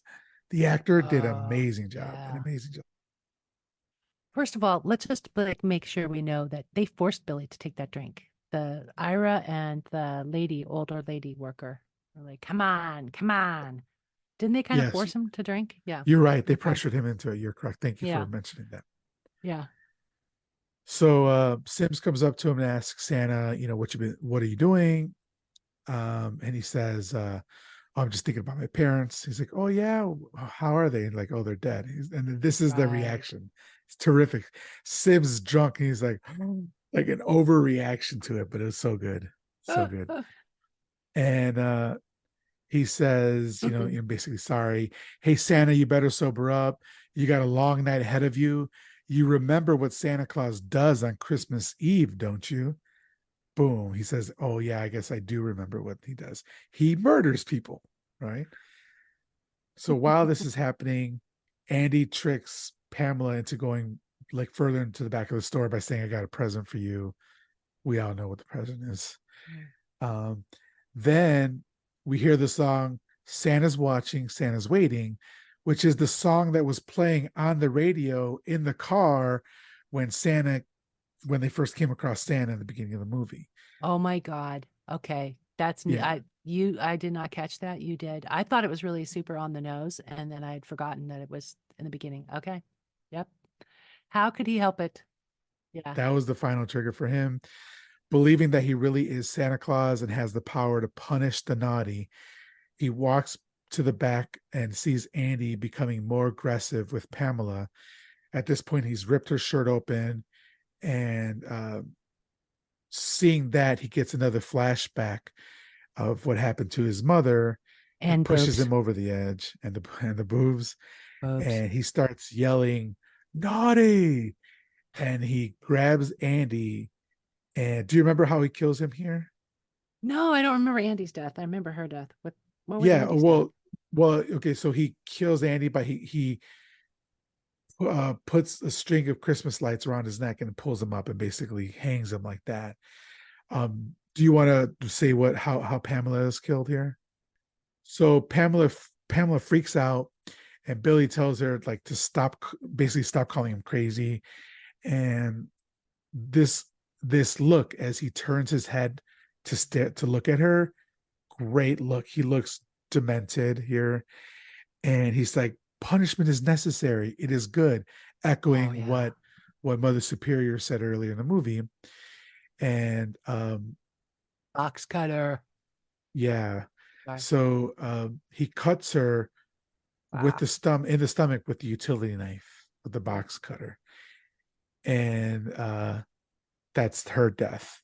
So then Sims, thinking he heard, and these are rapid fire, these deaths are like Yeah. rapid fire. Sims, thinking he heard noises in the back, goes to investigate, and Billy kills him with a claw hammer. So That's now there's right. only Mrs. That's a good one. Mrs. Randall left, and she's It's my drunk. She favorite death of realizes these, by the way. Mrs. Randall. In the toy store, Yeah, Mrs. yeah, Randall's yeah, my favorite death because it's so ridiculous. yeah. So she realizes she's drunk. She realizes she's alone. She goes to look for Sims. She finds him dead. She runs for the door, but it's locked. Then she goes to the phone, but Billy gets there, chases her with the axe. And there's actually a lot of suspense right now. I don't think this movie gets its due for how suspenseful it is. Yeah. I Well, you think think people she's think, gonna live too, maybe, hopefully. yeah, Yeah. And I think like because part two is so ridiculous, like it's garbage time, if you've ever heard that saying, comes from part two, and it's so ridiculous and over the top. But I don't think people give Silent Night, Deadly Night part one it's just due, because it's pretty suspenseful movie. The kills are good, like the motivation is good, like it's a pretty good movie. So anyway, so she runs for the door, it's locked, he chases her with the axe. There's the score is effective here, and then he recites the poem, a night before Christmas, right? A little bit of it, and Mhm. then he's chasing her in the back room. He thinks he sees her hat. He swings for it, but as a decoy, she pushes him down, takes the axe, intending to break the window to escape. But Billy, out of nowhere, picks up a bow and arrow and shoots her with the arrow from across the room. Apparently, he's a skilled marksman, a So skilled bowman. ridiculous, so fun. Yeah. Also, why is there a bow and arrow in a toy store? Don't Um, know. and if it's a toy bow and arrow, Uh, there's no way that it's ridiculous, absolutely yeah, I feel like ridiculous. that was the somebody just didn't like think that over, but it still was so just ridiculous. I loved it. Yeah. Great kill. Great kill. Yeah. And so then he unlocks the door, and just leaves with the axe in hand. Mm. A few minutes later, Sister Margaret finally arrives the to basically see what Billy has done. Yeah. And I just thought, what a great sequence of events. It was like less than 5 minutes, and we got like four deaths, Mm-hmm. all like back to back to back. It was great. So yeah, one second. All right. So then next we see that there's some carolers singing outside of a house. Inside, we see a teenage girl named Denise Linnea Quigley. She's making out with her boyfriend Tommy on top of a pool table, which does not look comfortable. Maybe because I've always been a fat dude my whole life. That does not look comfortable to me, like just on a pool table, Oh, but I sure. don't know. Um, I don't know. It's like so cocaine 80s, like pool yeah, table, throwing down the like pool table. it reminds me of like Tawny Katane, like dancing on Yes. that white Mercedes or whatever the heck it was. Yeah. And that guy is such So a blonde douche guy. Like he's the bad boy looking guy. You know the one, the bully. He's the yeah, bully. yeah. So the girl's younger sister, so Denise's younger sister, Cindy, starts walking down the stairs, anxious for Christmas to arrive, or Santa Claus to arrive, and hoping to see him, but not wanting to be seen half naked. Uh, Denise tells Cindy to go back to bed, otherwise Santa won't come. And the boyfriend says he's not the only one. I was like, all right, dude, we get it. We get it. You're trying to fuck. It's fine. So Cindy goes upstairs unhappily. Then Denise hears some jingling outside, and she tells her boyfriend to wait a minute. She has to let her cat in. And then Denise pulls on the shortest shorts that have ever shorted, and nothing else, Yeah. goes to the door to let her cat in. And eventually the cat runs inside, but then Billy shows up and says, "Punish," dressed in the Santa suit and carrying his axe. Ah, This is actually terrifying. This looks great. And it's actually like scary, like to put yourself in that situation as a teenage girl who's yeah. naked, and this bloodied Santa shows up with an axe and just says, "Punish." So, but so many questions. How did Yeah. he know that they needed to be punished?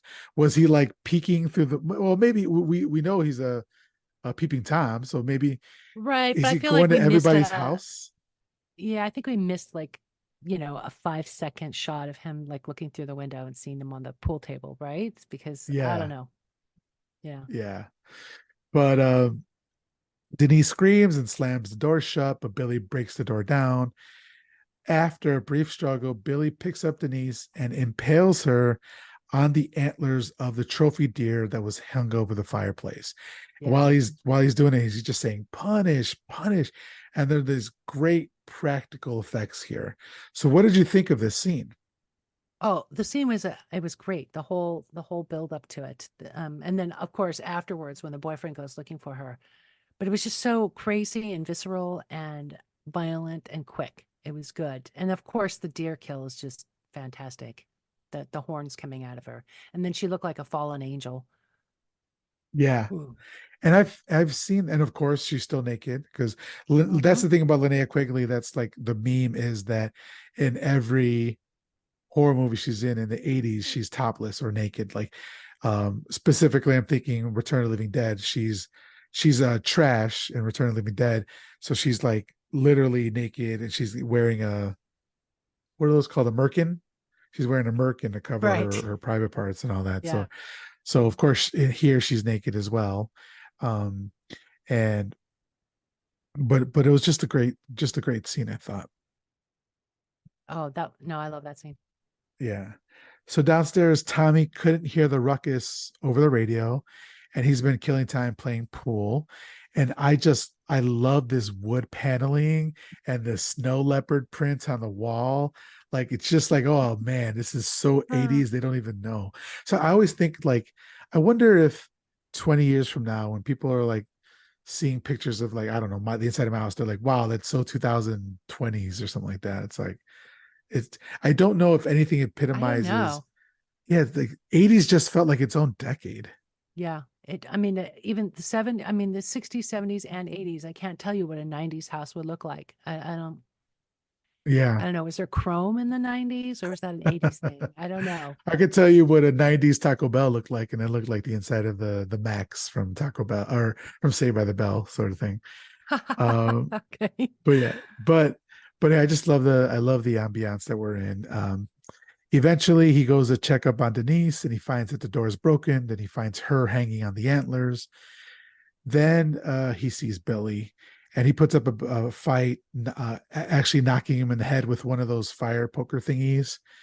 And he tries to call the cops, but Oh, eventually good. Billy gets hold of him and starts choking him with the phone cord and throws him from the window where he lands on the hard ground outside, breaking his neck, it looks like, and also Yeah. like kind of being impaled by some glass.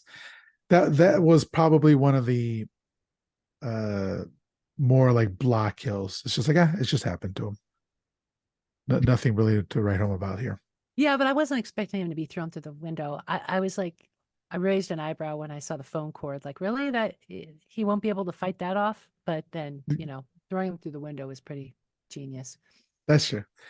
Um, so then, just as Billy gets ready to leave, Cindy comes out of her room again, and she is overjoyed that she did get to meet Santa Claus. And immediately, I went like I was Uh-oh. standing on end. I was so scared for her. I was Yeah. like, "What is he about to do?" This Good thing scene she was wasn't so naughty, suspenseful. right? Yes. Yeah. Do you want to explain what happens here? Do you remember? Well, well, after that moment, like of asking Yeah. her if she's been naughty, and then he gives her the bloody box cutter as a Yeah, and present. the suspense of like him reaching back behind him to grab Yeah. the box cutter, and he's Yeah. like, "Are you sure you weren't naughty?" And she's like, "Yep, sure." And Yep. so he gives her this present of the bloody box cutter, and it's such a visceral image of Mm-hmm. this little girl looking down, puzzled at this bloody box cutter. Mm-hmm. So good. And then he walks Also, away. right. Well, also, it's a good thing she wasn't a Catholic child because then she would have confessed a sin just because she was asked. She Oh would have yeah, found something, right? She would have said, "Oh, yeah, well, I was mean to my mom." Then she would have died. or yeah, I had pride or something like that. Yeah. Mhm. So as he's walking away, we hear poor Cindy like calling out for her sister Denise, and we could just think that poor child is going to come across that dead body. It's going to be crazy. Oh my God. It's going to traumatize her, just like Billy was traumatized. We're coming up to my favorite kill, by the way, I think. Okay, all right. So Right?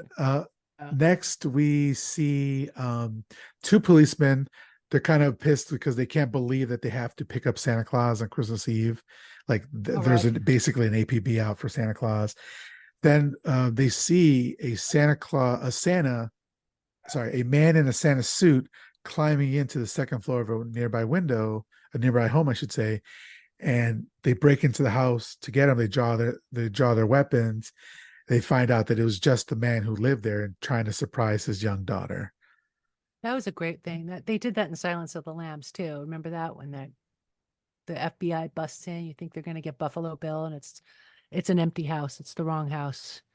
Yeah. I don't know what to We call that. just um Like a uh, switch or something. Like yeah, MacGuffin, maybe. I don't yeah, know. I maybe don't know. that's it. Yeah.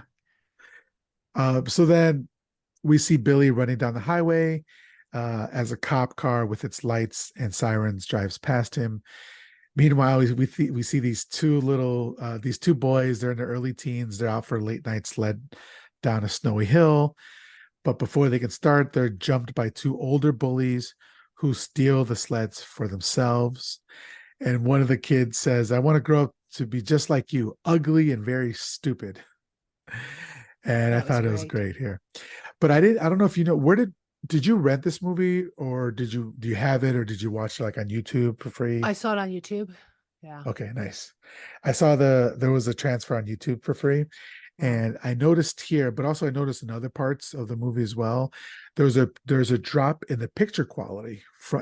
specifically in these shots, because when it was pulled from theaters, they had to cut certain scenes so that they can release it on VHS or whatever, or in the Mhm. aftermarket.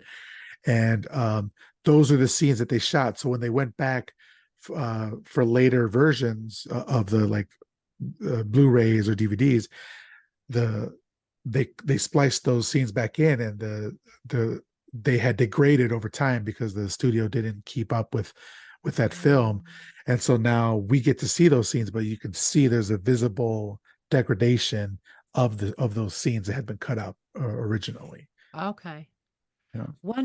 The one thing I noticed, and tell me if I'm wrong here, but um I felt like those two boys that were on the sled were nice Jewish boys, and the bad guys, the bad kids, were like these blonde Aryan types.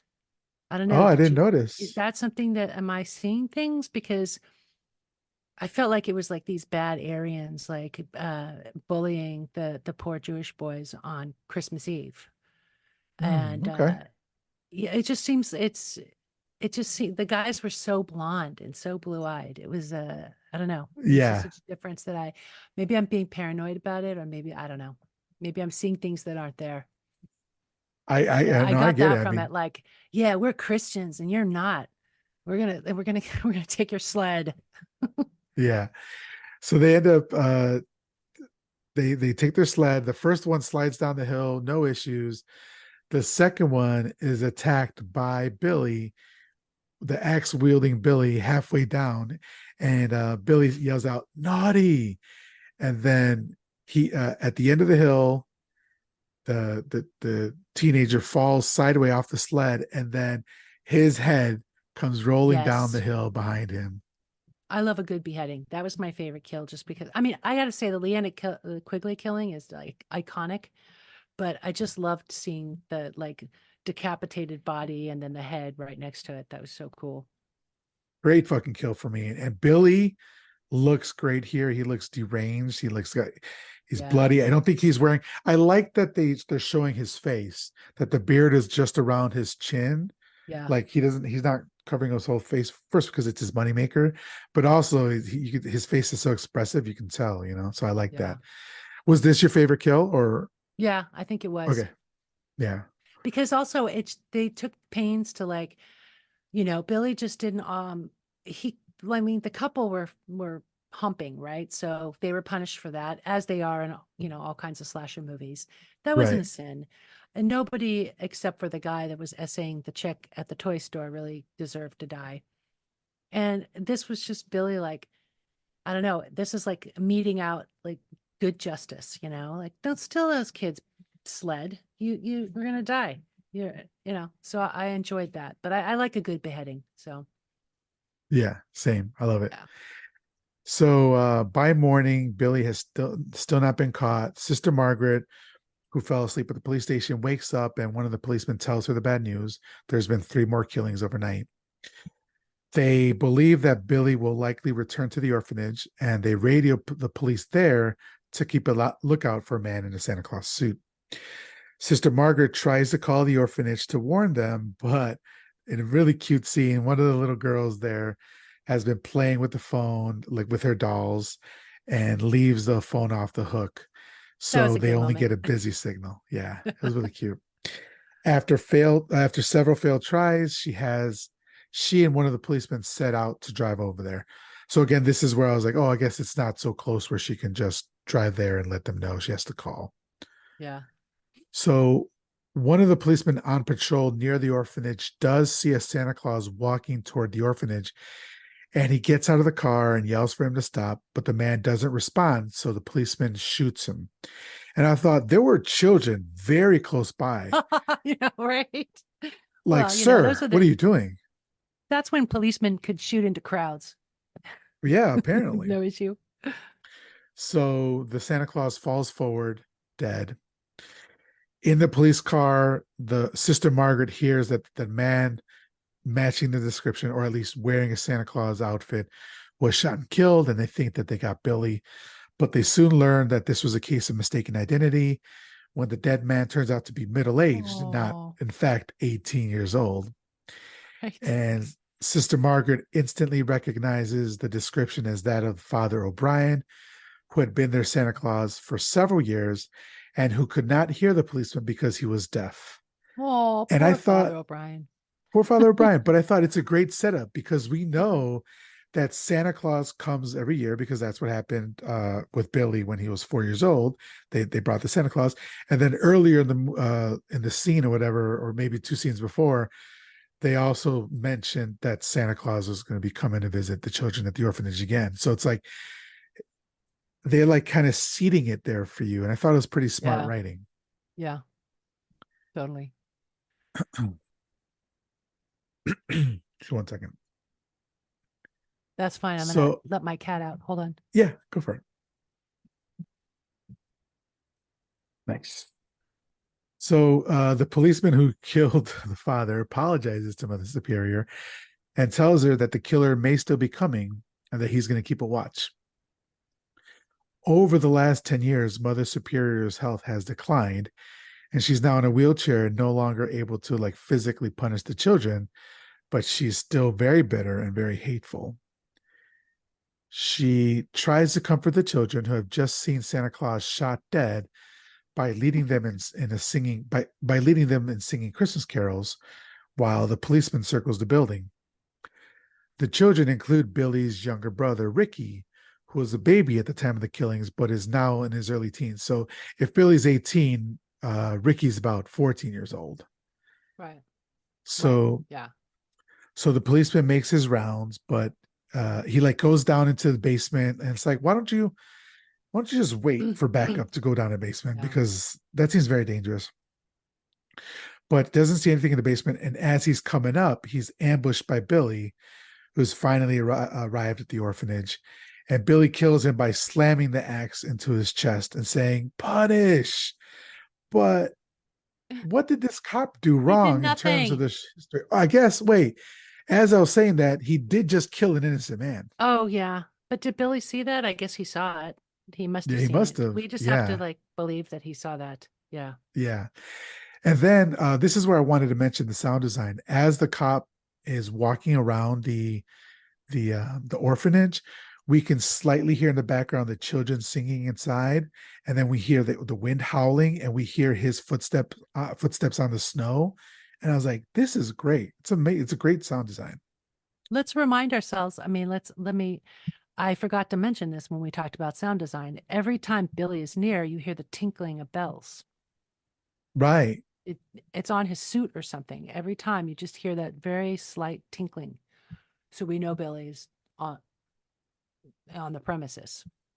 Which I failed to mention earlier with Linnea Quigley's character. She heard the bells and thought it was her cat, but it wasn't her Right, cat. And then right. also with the two kids sledding, they heard the jingling bells as well, Mm-hmm. and they and so that was Billy. So you're right. I Mm-hmm. completely forgot about that point, but Right, that's also something that they're seeding in there, which is great. right. Yeah.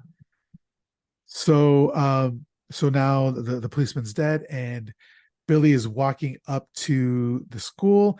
As he's walking there, he passes a snowman and he takes the bloody axe and chops the head off of the snowman. My favorite kill of the movie, right there. That's great. But then Billy goes to the front door, and one of the children, overjoyed at seeing Santa apparently alive and well, lets him in. I thought this is so great because it's the innocence of children. Of course, they're going to go and let Santa in, you know? Yeah, poor Um, babies. and then, so then he gets in the building, and Mother Superior is like telling all the kids to come closer to her. And he starts walking towards Mother Superior, who's in her wheelchair, and she keeps saying, "There is no Santa Claus. There is no Santa Claus," over and over. Then finally, Billy says, "Naughty," and raises the axe slow motion. We see the slow motion again. He says, "Naughty," and just as the axe is about to come down, the policemen have arrived, and the one that was with Sister Margaret, and shoot Billy twice in the back, and then he falls forward, and like he grabs Mother Superior's arm, and he's dying, looking for something. Like and she can't give him anything. She just like wrenches out of his grip and just like looks down at him and just like judging, and with no remorse, no compassion, nothing. The bad guy got away. Yeah, and this is what you were saying earlier. It's like too bad that she didn't get like there was no justice meted out for her, you know. But Sister Catherine goes to him to comfort him. And then his last words to the children are, "You're safe now. Santa Claus is gone." And to Oh, think that's all he wanted as a child, for Santa Claus to be gone, right? From his right. nightmares, from his Yeah. trauma, you know? And he could say that to the children now. Those, to be clear, those children are fucked up for the rest of their lives. For sure. Nothing he says could it, but so, but then we do see now that Billy's axe has fallen at Ricky's feet, and he appears ready to pick up where his older brother left off someday, as he looks at Mother Superior and says, "Naughty," and the music Mm, kicks up again, and we hear Santa's watching, Santa's creeping, yep. that song come out again, and that's the end of the movie. Um, This is why we know that the main bad guy was not the first Santa, even though he was a bad guy, the one that killed the parents. It was her, because the baby didn't have that trauma memory. Like when you're, an infant, you're not going to remember what happened. You probably didn't even see what happened. You're just upset because of the noise and mom and dad leaving the car, right? right, So if he's willing to become a psycho killer, I mean, if he's going to be snap into being a killer at the end, that means that it's the triggering is the nun and the religion. right. Yeah, Yeah. that's a great point. I didn't Yeah. think about that, but yeah, Yeah. we do know that Mother Superior is the villain here, and Billy, while what he did was terrible, he was, mentally unwell, and he was a victim, and he Yeah. couldn't help what he was doing. He was truly, like, in the legal sense, insane, right? Exactly. So but yeah, so that's the end of the movie. We're gonna rate the movie here in a second, but Okay.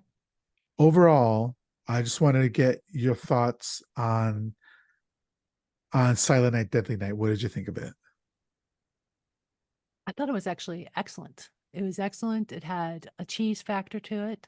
Not it didn't go overboard on the cheese, but it was just enough cheese to make me happy. And the kills were all good. I was entertained from start to finish, and the cinematography was excellent. Um, yeah, I love it. It's one of I think it's one of the great slasher movies, American slasher movies. I Yeah. don't know, what do I rate it as? What is the rating Oh yeah, system? we're gonna do it in one second here, but I just want to Okay. say I kind of agree with you.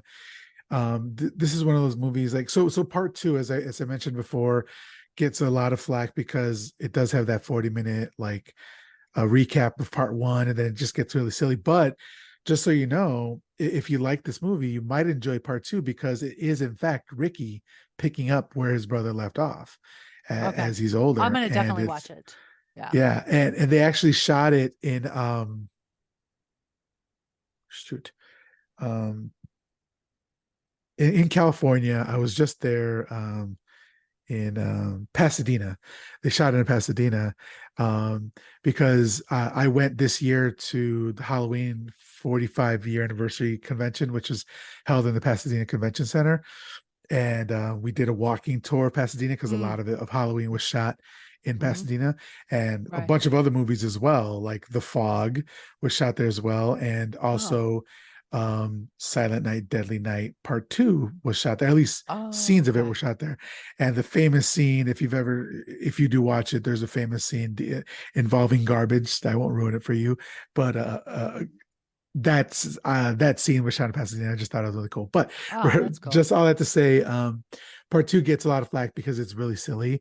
But part one, Silent Night, Deadly Night from 1984, is a great slasher, a great holiday film. And I know like nowadays, holiday horror, like specifically Christmas horror, is kind of de jour, and like a lot of people Yeah. are making holiday horror movies now. But back in the day, we didn't have a lot of Christmas horror, and so I really, really liked that about this movie, that it was just available for that. So really Yeah. enjoyed it. The acting was the best, but like I think it was good for what it was. The kills, the special effects were great. The Mhm. cinematography, like you said, the sound design. I just enjoyed it a lot. The storytelling, Yeah. yeah, so it's good. So I think that um, Grant, I think that Mother Superior was the best actress, and she just seemed so committed to that role. oh, It was because good. anytime you can make somebody truly hate you, and I hated Mother Superior, you're Yeah. doing your job, Yeah. right? And I think Billy, the character who played the actor who played Billy, did a great job in us like feeling sympathy for him, right? Yeah. Robert Brian Wilson, feeling sympathy for him because he has those eyes, that like soulful Yeah. eyes. Which is just funny because he actually, when the movie came out, he said that he felt so ashamed by the controversy you're talking about, that Hmm. he told his friends and family to not watch the movie. Um, Ah. but like almost 30 years later, he attended the anniversary screening and met with fans, and he kind of reversed his stance on it. And now he goes to conventions and signs autographs and gives interviews and all that. Oh, that's cool. So I'm sure, yeah. So that's good to hear. But so yeah, I really enjoy this movie. I think we can go into ratings. We do out of upside down crosses, out of 5 upside down crosses. So for me, I'm gonna go ahead and give this movie 4 upside down crosses. I came with like 3.5, but it was so much fun talking with you about it, and Yeah. just realizing like all the things that you don't think about. You think it's just a silly slasher, and it is in some Yeah. parts, but in other parts, it's really it's saying a lot about like religion and like childhood trauma and not dealing with it correctly, Hmm. and that sort of stuff. So I gave it that bumped it up half, upside down cross for me. So I would give it 4 upside down crosses. So what would you give Silent Night, Deadly Night?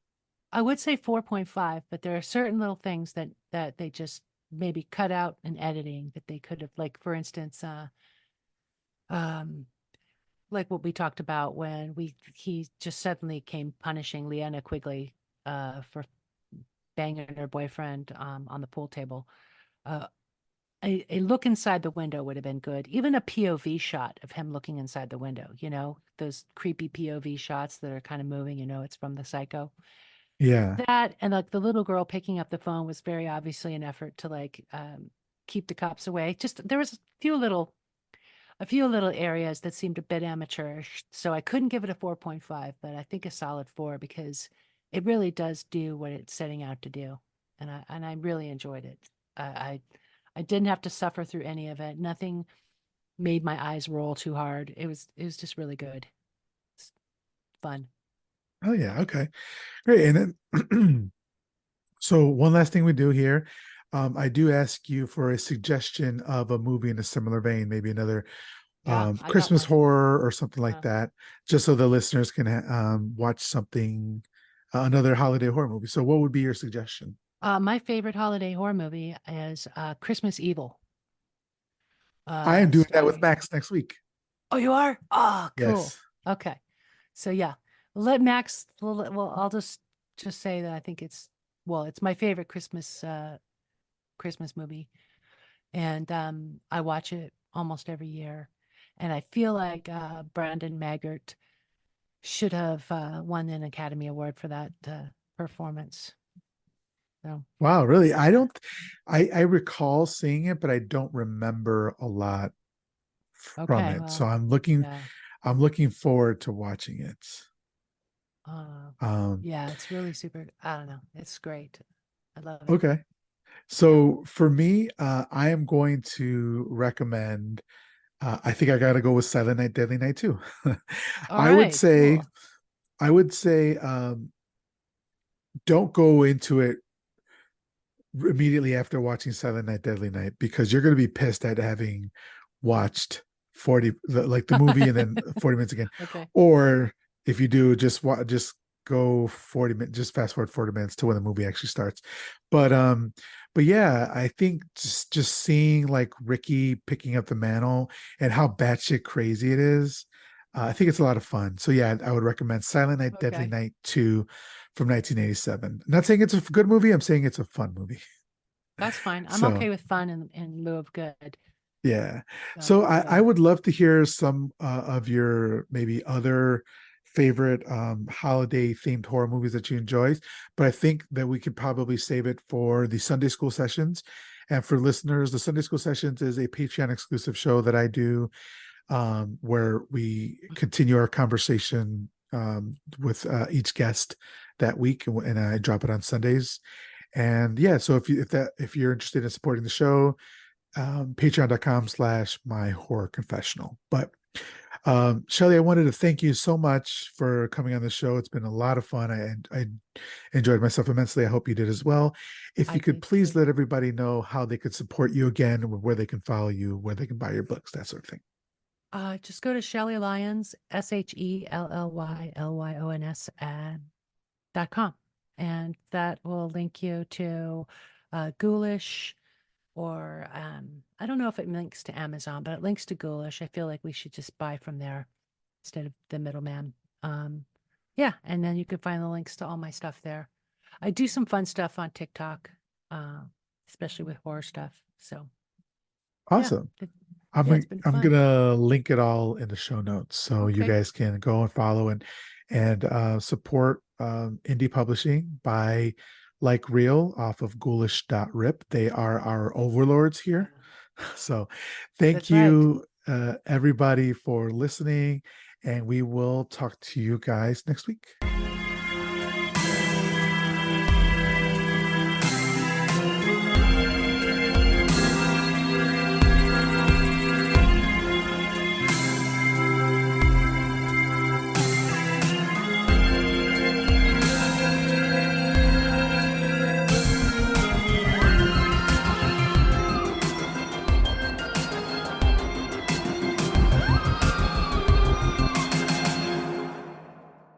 Live spooky, die spooky.